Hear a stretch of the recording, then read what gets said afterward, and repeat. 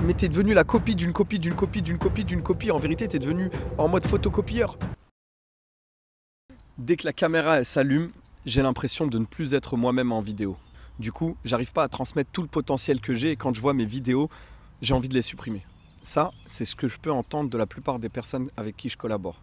Elles sont impactantes dans la vie de tous les jours, elles ont un bagage, elles ont des outils à transmettre, un savoir-faire, elles ont énormément de bagages, mais dès que la caméra s'allume, hey, est-ce que trois clés pour... Non, personne parle comme ça dans la vie de tous les jours. Mais je te rassure, c'est le cas de figure de tout le monde. Et moi-même, ça m'est arrivé. D'ailleurs, pendant très longtemps, j'ai gaspillé ma vie à essayer de la gagner. Alors si c'est ton cas de figure et qu'à chaque fois que tu fais des vidéos, tu as l'impression de ne pas être aussi impactant et pas aussi performant que lorsque tu es face à quelqu'un, cette vidéo, elle est faite pour toi. Je vais te dire pourquoi ça t'arrive et surtout comment sortir de ça. Mais avant tout, peut-être que tu ne me connais pas, et auquel cas, tu es le bienvenu ici. Et comme ma maman m'a bien éduqué, je me dois de me présenter. Je m'appelle Nabil Samni, je suis auteur, formateur et conférencier. Et j'accompagne les personnes à devenir une référence dans leur domaine, tout en restant eux-mêmes, à travers cet outil magnifique qu'est le storytelling. Maintenant, revenons dans le vif du sujet. Pourquoi est-ce que dès que la caméra s'allume, tu commences à faire les ligaments croisés? Hey, et voilà. Le mieux, c'est encore que je te dise comment moi je me suis retrouvé dans ça et comment j'ai fait pour en sortir. Pour ça, il faut que je fasse un peu l'exégèse de cette situation. Il y a de ça quelques années, quand j'ai commencé à faire des vidéos, j'avais commencé plutôt sur le format story. Donc je faisais des stories qui étaient très impactantes. Dès que je voulais parler, je prenais ma caméra. Et comme j'avais pas de structure, j'avais pas de cadre de référence, je savais pas comment faire, en vrai j'étais juste moi-même. Et surtout, je me détachais du résultat. Donc je faisais des super stories, j'avais créé une communauté, mais j'avais rien à vendre. Là où ça a commencé à se compliquer, c'est dès lors que j'ai voulu vendre mes prestations. Pourquoi? Parce que là, je me suis renseigné. Et je me suis renseigné auprès d'un ami à moi qui avait commencé bien avant moi, qui avait l'air d'avoir une meilleure réussite que moi. Et je lui disais, mais pourquoi? Et là, il m'a dit un truc chelou. Il m'a dit, tu sais, Nabil, parce que tu as un côté un peu troubadouresque. Il faut que tu sois plus carré, que tu sois plus structuré, que tes vidéos fassent moins comme ça, quoi. En fait, je prends juste ma cam et j'allume. Donc, il fallait que je la structure, que je fasse un montage. Et donc, j'ai commencé à faire ça. Le problème, c'est que dès que j'ai commencé à faire des vidéos plus structurées, plus cadrées, en mode beaucoup plus professionnel, j'ai perdu de ce truc-là qui, justement, était impactant. Ce côté un peu dynamique, ce côté je prends ma cam, j'allume, j'ai envie de te parler, je te parle. Avant, je le faisais parce que j'avais rien à vendre. Dès lors que je décidais de vendre, je me suis dit, il faut forcément que je sois plus sérieux. Et donc, comme je suis parti chercher le renseignement chez mon ami, j'ai appliqué à la lettre ce qu'il m'a dit. Et tu sais, c'est quoi le résultat? Mes vidéos, elles étaient nulles. Elles étaient beaucoup moins authentiques, beaucoup moins impactantes, beaucoup moins de commentaires, beaucoup moins de tout, parce qu'en vrai, c'était pas moi. Et quand je voyais mes vidéos, j'avais envie de m'insulter. Je disais, mais c'est pas moi, je suis pas comme ça dans la vie de tous les jours. Mais pourtant, comme mon supérieur, entre guillemets, quelqu'un qui est plus loin que moi dans le domaine, m'avait dit de faire ça, je l'ai fait.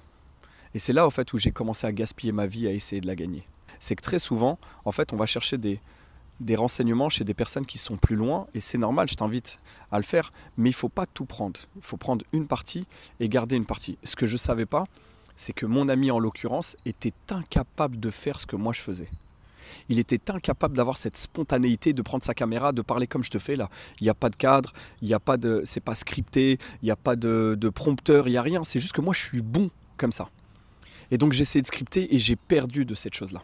Alors la première des choses que je veux te dire, et vraiment je veux que tu le marques quelque part au fer rouge, ou tu le stabilotes, ou tu fais comme tu veux, sache que toutes les personnes que toi t'admires pour quelque chose, elles aussi elles t'admirent pour autre chose. Sauf que toi tu as pris en cadre de référence que cette compétence-là, où la personne est meilleure que toi. Ça, c'est la première des choses. La deuxième des choses, c'est que mon ami, il avait un côté très professoral. Lorsqu'il allumait sa cam, il s'asseyait derrière son bureau et il parlait comme ça, très professoral. Moi, ce que je ne savais pas, c'est qu'il suivait une trame, il suivait un prompteur. Et lorsque j'ai essayé de faire pareil que lui, j'y arrivais pas. J'y arrivais pas pour deux choses. Premièrement, parce que je déteste les donneurs de leçons. Donc je voyais le côté professoral comme donneur de leçons. Et j'arrivais pas à mettre en place cette chose-là. Mais ça, c'était une erreur monumentale. Et dans mon cadre de référence, je pensais que le côté donneur de leçons, vu que pécuniairement parlant, il était plus loin que moi, il faisait plus d'oseille que moi, il arrivait à beaucoup plus avoir de résultats que moi, je me suis dit, c'est ce qu'il faut faire. Et je m'auto-sabotais comme ça. Il y avait une espèce de dualité entre c'est ce qui marche, c'est normal, il est plus loin que moi, il m'a dit que c'est ça qu'il faut faire. Et moi, j'arrivais pas à le faire. Mais j'ai oublié de prendre un détail en compte. Et c'est ce détail-là qui a fait la différence. Quand je me suis posé, à un moment donné, je me suis arrêté, je me suis dit, ok, mon ami, il a ces résultats-là. Qu'est-ce qu'il fait, lui, que moi, je ne fais pas? Donc, ok, il y avait ces vidéos-là en mode donneur de leçons, mais ce n'était pas ça, le vrai secret de sa réussite. Quand j'ai pris le temps de me poser la question, Nabil, qu'est-ce qui fait réellement la réussite de ce monsieur-là? La réussite de ce monsieur-là, en fait, c'était la régularité. Il était beaucoup plus régulier que moi. Il faisait des vidéos avec un rythme très calculé, tel jour telle vidéo, tel jour telle vidéo. Et en vérité, ces vidéos étaient moins impactantes que les miennes, que je prenais face cam, sauf que lui, il était régulier. Et c'est là, en fait, que se trouvait la réussite. Mais j'ai jamais pris le temps de me poser la question, qu'est-ce que lui fait que je ne fais pas?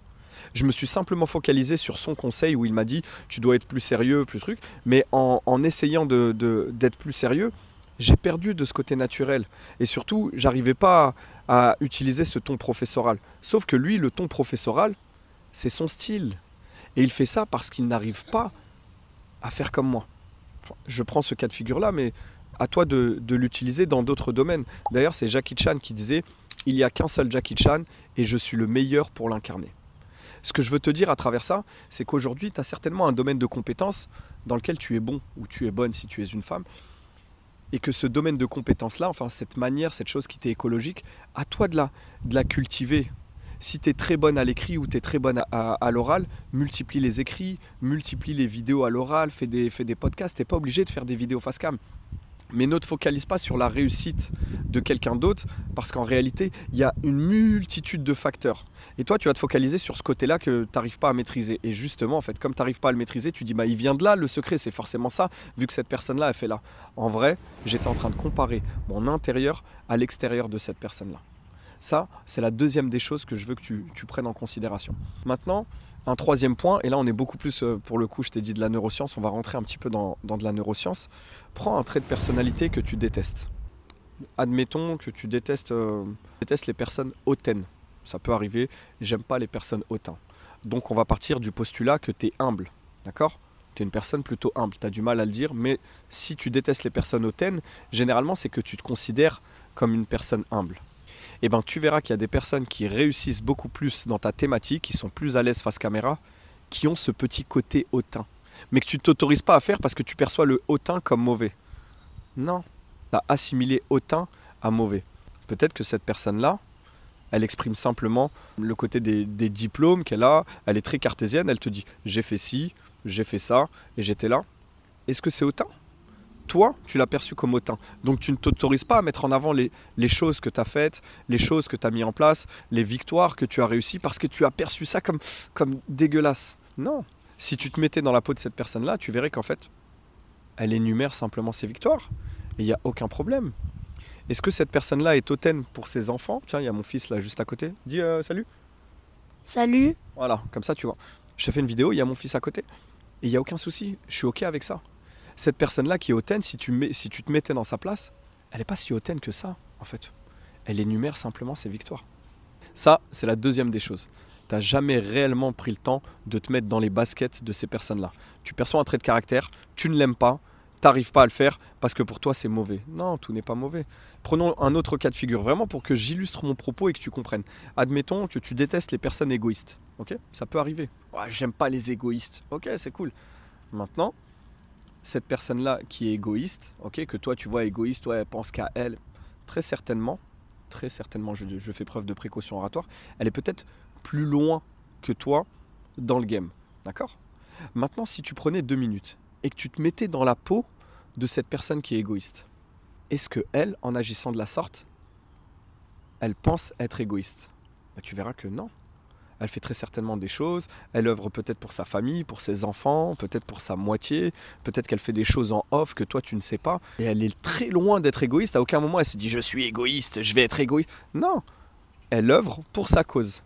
Mais toi, comme tu le vois d'un œil extérieur, tu perçois comme égoïste. Donc du coup, tu ne t'autorises pas à être égoïste. Le tout, c'est pas d'être égoïste, c'est de prendre un petit peu de ce trait de personnalité-là, parce que très souvent, c'est ce qu'il te manque, et de l'implémenter dans ce que tu fais. Et c'est comme ça réellement que tu auras des résultats. Maintenant, on va revenir au fait que tu ne sois pas à l'aise face cam. D'accord? Si je reprends le cas de figure de mon ami, que je trouvais professoral, ok, lui utilise un ton professoral, parce que c'est simplement ce qu'il sait faire. il fait ça, à aucun moment il se dit être professoral ou prendre un ton professoral. Il fait ce qu'il sait faire, le pauvre. Et si lui essayait d'être comme moi, il se dirait non mais là je fais le clown, je prends un ton troubadouresque. Ouais, what's up everybody, nouvelle journée, nouvelle ambiance, nouveau décor et nouvel enseignement. Lui, s'il essayait d'être moi, il serait pas à l'aise. Parce que ça ferait clown. Si moi j'essaye d'être lui, j'ai l'impression d'avoir un balai dans le derrière. Parce que justement, bonjour. Non, sois toi-même. Le conseil peut être ballot, mais ce que je veux dire par là, c'est que autorise-toi à être toi. Et tu verras que quand t'es toi, tu parles comme tu es dans la vie de tous les jours. Et si j'ai envie de faire une vidéo comme ça, face cam, avec un micro, pas tenu, sans avoir de caméra, pourtant j'ai des amis vidéastes, j'ai une équipe avec qui je travaille, je pourrais ramener. Mais c'est pas moi en fait. Il y a des fois où je peux faire ce type de vidéo là, mais je suis super à l'aise avec mon fils juste à côté et prendre ma caméra. C'est mon truc à moi. Et ce qu'il y a de bien quand tu restes toi-même, c'est qu'en vrai, faut que tu saches une chose, je te le dis au préalable, quel que soit ce que tu vas faire, il y a un moment donné, tu seras critiqué. Que tu le veuilles ou non, en fait, il y aura toujours des gens pour te critiquer. Mais il n'y a vraiment rien de pire qu'être critiqué et que toi, tu n'as pas été naturel. Tu as envie de crier au monde, mais c'est pas moi, en fait. Je suis pas comme ça. Quand tu es toi-même, peu importe qui te critique, moi, je suis aligné avec ce fait-là. Je suis aligné avec le fait de faire des fautes d'orthographe. Je suis aligné avec le fait que la visibilité, enfin la lumière, elle est pas ouf. Je suis aligné avec le fait que j'ai juste mon téléphone posé sur mon trépied. Je suis aligné avec ce côté-là. Et c'est moi. Et en faisant ça, en agissant de la sorte, en étant toi-même, en t'autorisant à être toi, tu verras que c'est un truc de fou. Parce que l'authenticité, elle est palpable, même à travers la vidéo. C'est palpable, on sent que cette personne-là, elle est authentique, cette femme-là, elle est authentique, ce mec-là, il est authentique. Et t'es authentique, tu vois. Par exemple, si tu regardes comme ça, j'ai une cicatrice là au-dessus du front, j'ai un trou là, c'est une cicatrice, j'ai le nez cassé, j'ai une autre balafre là. Et c'est cool en fait.